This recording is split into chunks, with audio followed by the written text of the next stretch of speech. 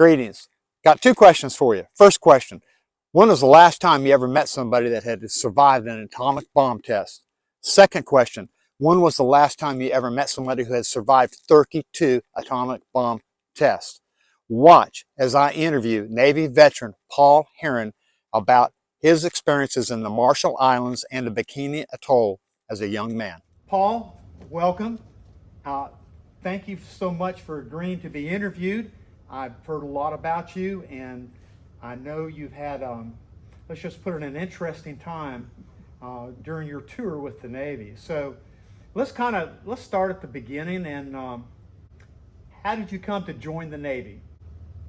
What made you want to join? I had an uncle that was in the Navy that lived with us for a while. Okay. After he got out of Korea. And I shouldn't say Navy, he was transported on naval ships, the Boxer. So that kind of piqued your interest a little bit. Yeah, well, back then it was a different world, you know. You went into service if you was eligible, you know. And so what age did you enter the Navy? 4 days after my 17th birthday. You joined the Navy. What happens next? To join the Navy, I had to wait. I graduated when I was 16 years old. From high school? Yeah. I had to wait until I was eligible there. And the recruiting officers camped on my front steps. Did they? Well, virtually, you know. Had you already talked to them, or did they somehow seek you out? Okay. You know, and, so you graduated high school at 16? Yeah. So were you taking some sort of accelerated courses, or? No, they wanted to make sure I was challenged in my learning there, and they skipped a grade, skipped the third grade. Well, that's where I was coming to, because back then, for you to graduate from high school, you would have had to be pretty darn smart. This is what I'm reading. So they jumped you a grade, and that's perhaps why the military wanted you to join up as well. So okay, so you enter the military. Where do you go for basic training? Great Lakes, Illinois is up there, northern country. So how long was your radar school? 6 months out there at Treasure Island, California. So you complete radar school, and so what was your first assignment? I was assigned to the Boxer there, and this is the USS Boxer, the hat you so proudly wore when you came in. Went to Catalina Island, off the coast of California there, and done some anti-submarine stuff. What does that mean? Well, for us it meant getting hit with 2 dummy torpedoes, you know. Oh, really? Make a big old thump when it hits the ship, of course. Now this is the USS Boxer. Yes. Okay. Somewhere around Valentine's Day, you know, they sailed over there for the bomb test. For the folks who aren't familiar, who are watching this, where is the Bikini Atoll? What ocean is it in? It's in the Pacific, but I'd always thought of it as being South Pacific. Let's start off with because what you told me earlier, you were present for numerous atomic bomb tests. 32. So let's talk about the first one. What was the first one? The first one, a balloon. Okay, went up in a balloon. Went up in a balloon there, down there in Combat Information Center where we worked radar. You got instruments that tells you the wind and direction and everything, and we had to keep them on that, going the same speed as the wind and the same direction as the wind. So you didn't want the balloon to drift back into the ship. That would be bad. Didn't have no atomic bomb on it yet. Okay. They finally got all that ready, and here comes the atomic bomb on a forklift. And you could have reached around it if you had been of a mind to. But it was painted green and orange. Heaven knows why. But they had a Marine with the submachine gun walking on each side of it. And I'm looking at that, and those submachine gun won't reach out very far. Somebody's climbing over the side, and It'd teach them a lesson. They were worried about some terrorist or some crazy guy trying to. In fact, we had one on board the ship. That was crazy. Sabotaging. Oh, you had a saboteur on the ship? On the ship, you know. And so tell me about that. Somebody was taking phonograph needles and the wires running down the inside of the ship is in a metal braided jacket, you know. And he'd take those phonograph needles and stick them in behind the wire with the point started in it a little bit, you know. And he can walk by and scratch his head or something, you know, and bump that. He knows right where it is, you know, and it'd short it out. So how did they catch him? They didn't. Oh, they didn't. But to that best of my knowledge, they didn't, you know. So that's why they were worried. They knew they had a saboteur on board, but they didn't know who. Right. Yeah. That's interesting. So okay, so they attached the bomb to the balloon, and then what happens? They let it go, and they were all up on the flight deck as guinea pigs. They send that old balloon up, you know, and they got 15, 18 miles, I think. So you're standing on the flight deck of the USS Boxer. So did they have you facing the bomb went off? Did you have your back turned to it? It's so high that it I guess it didn't matter which way you was facing, but countdown from 30 minutes and 20 and 10. And then at 20 seconds it'd start 20, 19. They sitting there, old country boys like me, you know, what's going on, you know.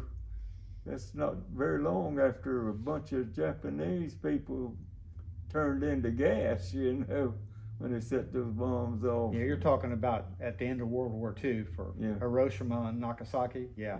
So you were worried. Huh? You weren't sure you were going to be there after the bomb went off. Did they explain to you what your purpose was in standing out there on the flight deck? No. Everybody presumed that we were guinea pigs, and the government wanted to know what happens if you're 10 miles, what happens if you're 4 miles, you know. So the bomb goes off. I mean, do you see it? When it goes off there, after several seconds now, boom, you know, it sounded about like a 12-gauge shotgun going off. So it must have been a long way. Yeah. It was pretty high there. Did you feel the pressure wave on that one? No, not that one. So I've got, and also, before I get this, this is a handwritten story that Paul has written about one of his experiences. We'll get to that in a minute, but this testing that you went through occurred in 1958. Am I correct? Okay. And what operation was it? What was it called? Operation Hardtack 1. And how many bombs were set off about during that time? 35 total, and I was there for 32 of them. So I have a handwritten story that you wrote, and I'm assuming because you took the time to write it, and it's really well written, by the way, that this experience may have stood out more than any of the others, this one that you wrote about. So, I'm not sure which one it is. During one test of a big bomb, we ended up downwind and in the fallout. Oh, okay, that was... This bomb was expected to yield more energy than all of mankind's explosives, including atomic bombs up to that time. So apparently this made an impression on you. Scuttlebutt, you know, that was scuttlebutt, and later on I found out it was not correct. That's why I put the... Oh, that's where you drew a line through it. Gotcha. I want to go back to this story that you wrote, the one that you're on the flight deck and they have you tell me that. Okay, that's the big one. That's the big one. So tell me about that. Well, that, you know, what did they have you do? What did it feel like? It was more or less the same thing, but up on A1 you can, which is the highest part where you can go, you could see the bomb out there, the big one. Was this bomb on a barge? The big one was on they told us 2 barges, that one didn't want to float it good enough. And So tell me, so the bomb's getting ready to go off, the countdown's going, and they tell you what to prepare yourself for this bomb. They tell you what do they tell you to do? Face away from the bomb. You're standing up there. Your left arm is over your eyes there, and your eyes are shut, you know, and the countdown reaches there, and instantly, you know, as soon as the hit 0, you can feel the heat and everything, you know, in the back of your neck. And, you couldn't feel it except on the exposed skin, but you could feel it on the back of your neck and your ears, and instantly you could see right through everything, you know. And what did you see when you see the flight deck you're standing on, you know. We're facing away from it, so you don't get to see the fire burst until 10 seconds after it goes off. And they say you can turn around and see the burst. You turn to your buddy and say, "Could you see through your eyelids and your arm?" Yeah. And instead of turning around and looking at that big old fireball going up, everybody's talking about, you know, when you say you could see in your arm, what were you seeing? You'd see like a shadow, X-ray shadow is what you could see. You could see the bone. Yeah, you could see the bone, and you could see through the bone, you know. Could you feel the pressure wave hit you? Was there any wind or? Not on that particular one. You know, 20 miles away, you didn't feel much of that stuff. Do you remember what the name of this particular test was? No, I'd have to look at the chart there. It's in that chart, you know. We just took a little break here to do some research, but I wanted to show the viewers that Paul has brought me the fact sheet for Operation Hardtack, and it lists all of the bombs that were set off and what manner. Was it atmospheric or underwater or on a barge? But the one that he's speaking about where he could see the bones in his arm is called Oak, and is rated as an 8,900 kiloton bomb. To put that in perspective, the one that was dropped on Hiroshima was 15 kilotons, and the one in Nagasaki was 21 kilotons. So this was many times, well, thousands of times more powerful than the ones that were dropped on Japan at the end of World War II. So I can see why that made an impression on you. So tell me what happened when you said the fallout from this bomb started. What happened on the ship then? Well, when we was at Long Beach, California, they mounted sprinkler systems up there and flushed the radiation off the flight deck. And keeping in mind that they didn't know much about all that stuff then. Our ship leaked from the hangar deck of the. So what you're saying is some of the water was flushed down into the interior of the ship. Right. Great. On the hangar deck, you know, and steel plates, and the steel plates would all sag down 1/4 of an inch or something, you know, in the middle there. Can't see it. Walking across it feels level. So what's this about you and one flip-flop? What is that about? Oh, that's what I was talking about. The hangar deck had them little shallow puddles, you know. Right.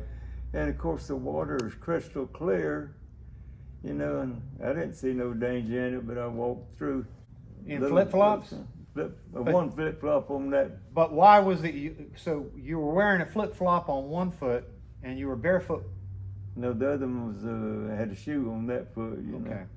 But so the reason you were wearing a flip-flop was why? They done a ingrown toenail surgery on me and had to. And so then you're walking through the radiated water in a flip-flop and a shoe. Walked through that thing, and somebody told me that had Geiger counters down at the mess hall line, and said they was taking shoes, clothing, and not compensating them for it. So you had to pay for the clothing that was ruined from the radiation Yeah. that they took from you, right? Yeah, they didn't want any written record of the danger that, you know, they're learning, and I learned too. So it says here, didn't want any paper trail to make the captain look bad, but you say he was a good captain though. I liked him, you know. Did you? Did you? You know, people on the ship was under quite a bit of stress, and you know, you couldn't have matches or flashlights or anything that could be used as a signal to somebody who in might a submarine or something. You know? Oh, I see. I'm still going back to Paul's story on this one bomb, the oak bomb, we'll call it. I showered, changed clothes, but shower shoes, the flip-flop gave me away at 13 rims. Yeah. Did they take your flip-flop? Yeah, I had to, foolish enough, you know, I went down there and he run the Geiger counter across my chest and says, "You're okay?" And I asked him, I said, "Check my flip-flop here." And his Geiger counter had different scales on it there, and he had to go to the higher scale, you know. Because your Then he flip-flop says, "Go get your clothes that you put on before you." And so the clothes that you had on. And so how did they dispose of these clothes that they took from you all? And they poured concrete in a 55-gallon drum and threw it over the side, you know. Okay. So you met somebody really interesting on the USS Boxer. His name is Wernher von Braun. Tell me about Wernher von Braun. Wernher von Braun, at that time, was a top-rated rocket scientist on Earth. And he was on our ship for the 2 Redstone missiles that Lieutenant Colonel Herren, he was with the group of scientists there, and there I was with him, you know. You were standing right next to him. Oh, yeah. Did you actually talk to him? Oh, well, I listened to him. I didn't open my mouth. There I knew I was not in my league. They fired that rocket, sent it up there. It was the biggest rocket they had at that time, Redstone rocket. Went up 46 miles, I think. I think they detonated it in a Van Allen radiation belt. They told us that it went from pole to pole. What does that mean? From North Pole to South Pole, dancing those Oh, really? thing there. When that bomb went off and all those, it was the Northern Lights, is what it amounted to. They dancing up there, all kind of colors, you know. And, Now, could you see this? oh, yeah. So wait a minute. So let me understand, just so I can be clear and the viewers understand that these, what appeared to be the Northern Lights, was as a result of this bomb that was set off, Right. a high atmospheric bomb. It was a pretty powerful bomb, not as powerful as the other ones. But remember what kind of colors you saw when you saw it? It was a rainbow, you know, like blue and orange and stuff, you know. One of the scientists says, "Look at that, it looks like the Northern Lights." And another one of the scientists says, "You can't see the Northern Lights in the Southern Hemisphere." That's I a valid. remember the That's words. a valid point. And the Wernher von Braun says, "I can see it." Well, the United States scarfed him right up because he had worked earlier for the Nazis with the V2 rockets, Yeah. and so they didn't want another foreign country No. to get him. No. But he also went on, as I understand it, to work in our space program with the Saturn V and the Apollo program as well. later on. Of course, that happened, you know, much later. So I think you said it right. He was the greatest rocketeer in the world. You told us about this one big bomb, and obviously you wrote that story and made an impression on you. Did you see any, did you witness any of the underwater bombs go off? Oh, there's another story on that one now. About 3,600 foot down, they set off a pretty big bomb, had submarines, old abandoned submarine, anchored at a certain heights and everything. And what did it look like? I mean, are you watching this from the flight deck of the USS? Now the ones, talking about the one under the water, that was where it was 4 miles from the big bomb. 4 miles. But it's underwater, and you can look straight toward it there, you know, and they set that thing off, and you're looking at it, and it looked like the ocean just coming up, you know, and it got up so high, and then the fireball come to it, but all that water shoved up there. You're on the flight deck, and you see something racing toward you, you know, and it was like a mirage, and there was 3 of them, black, dancing from the compression of all that water shoving the air away, I guess. And you can see it coming toward the ship there, and when it hit the ship, each one of them, bam, bam, bam. The ship you're on? Yep, the ship was just like some giant thing, you know, beating on it, you know, and the whole ship's jerking and everything when those 3 sound waves or whatever they were hit you, you know, and it blew the light bulbs all over the ship. It blew was on. It blew them out? It blew them out, you know. So were you on top, were you on the flight deck for that one? Yeah. Did the water hit you? No. How about the pressure wave? Well, the pressure did, you know, like I say, it knocked the light bulbs out. Yeah, knocked all Did it the knock light. you over or? No. No. Before we wrap it up, is there anything else you'd like to share about your experiences there? We were over there under a lot of stress. Like that chow line, and there's a guy over there off, not on the line there, and he was moving his hands back and forth, you know, and instantly you could tell he'd done slipped, you know. He slipped a gear. But several of them, it was happening pretty regular there toward the end, you know, and they'd send them to And you, okay, Atoll mental and your impression was that this is due to the stress of these having been exposed to all these atom bombs being going and off. all the security and everything. We're heading back to Honolulu there. Everybody hanging over the side of the ship, painting it, you know. And we're gonna be in Honolulu on 4th of July at 8 o'clock in the morning. Gonna let everybody have liberty that they can. On that ship is 2 men and a woman and their 16-year-old daughter. Said we're gonna pass right by them there, slow down enough that we don't turn them over, you know. Everybody on that ship is on that side of the ship, you know.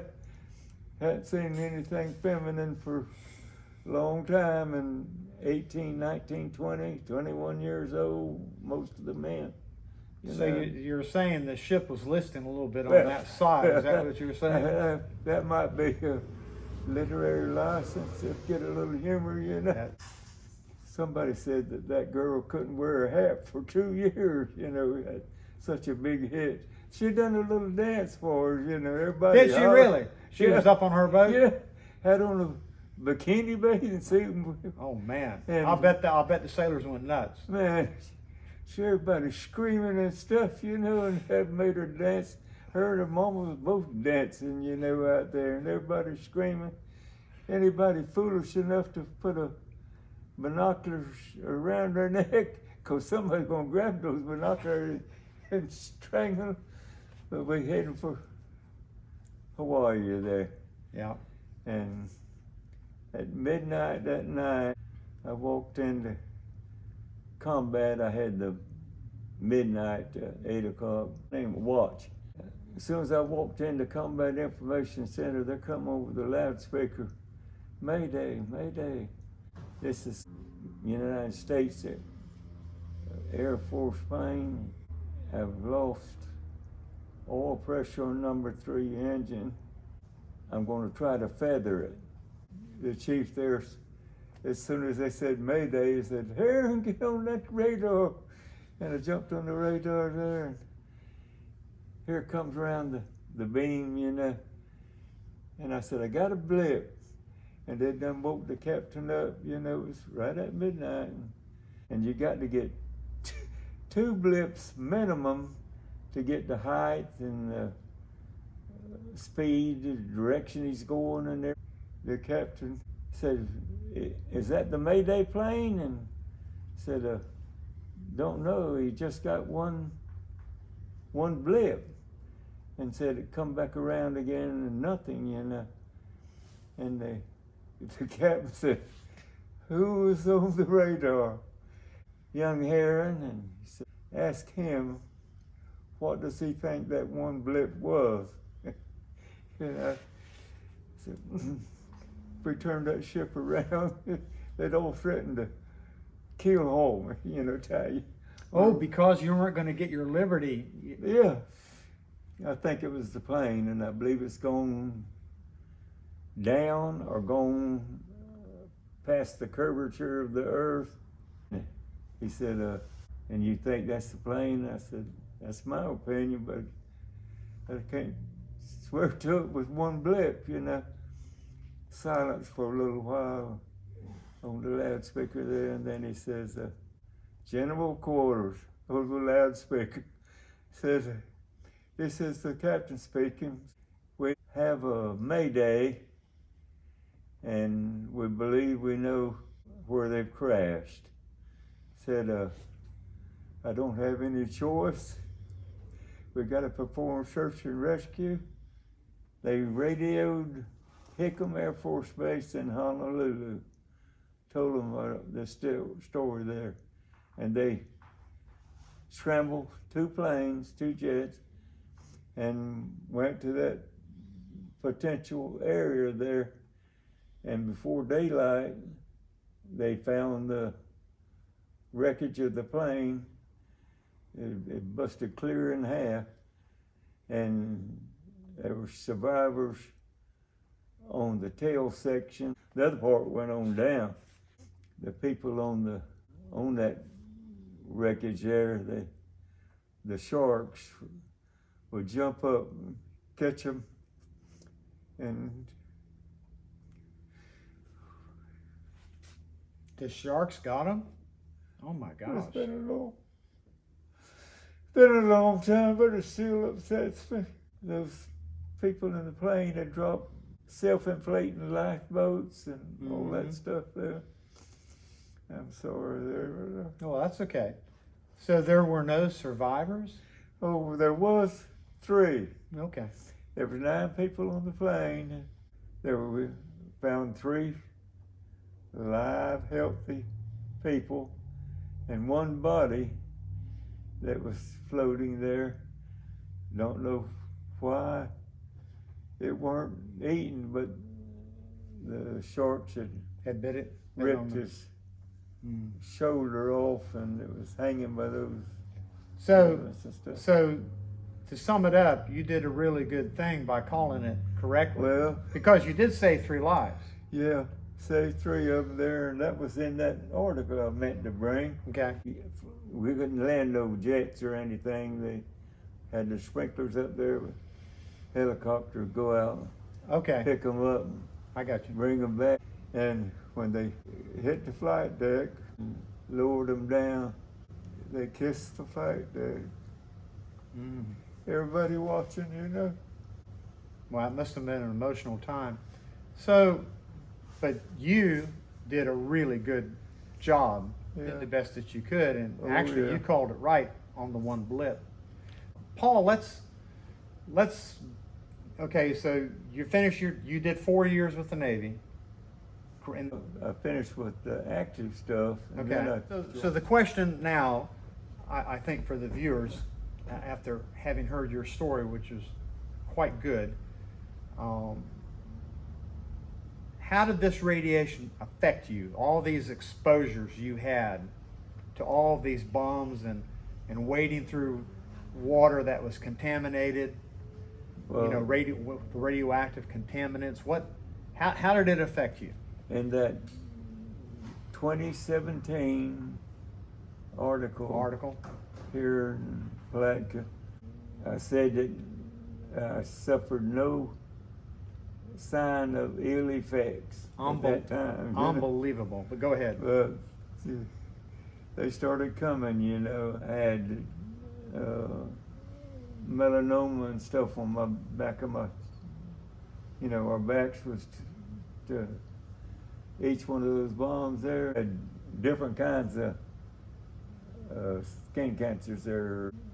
Took the melanoma out, I thought, and they thought too, and took it out there, and I was proud of the guy fixing me up there, and got me a card and filled it out to him, and I wrote on there, he's a real tall fella, I mean tall, you know, and I said, to my doctor who stands head and shoulders above other folks in more ways than one, and I said, Miss, one word, Mela, 2 words, Noma, has been bothering me. Thanks for getting her off my back. And, you know, when I was writing that, there was a guy 2 chairs down from me. I didn't know he was watching all that, but he started laughing, you know. Well, you've got a good sense of humor. Downhill from there. Did you? You know, I had squamous cell back there on my back, right where the melanoma was, real close to it there. And the VA said, took the blame for the skin cancers there. And then when that one went internal into both lungs, oh my, and the wall of my chest there, and one of the lungs was as big as a egg. And look at that stuff there, and I said, it don't look good there. And a guy came in and head of that medical part there, and he said, Mr. Herren, said, you know what this means, don't you? Yes, sir. How much time did they give you? That's what I asked my hematologist and oncologist. 2 years if the chemo works, and 1 year if it don't work, and that was September of 2018. And here I'm still there. Well, I'm proud for you. And how old are you now? 85, be 86. Well, you've done in right August. well, and I hope you have many more years. Paul, I want to thank you so much for your service and spending time with me today. It's been a pleasure.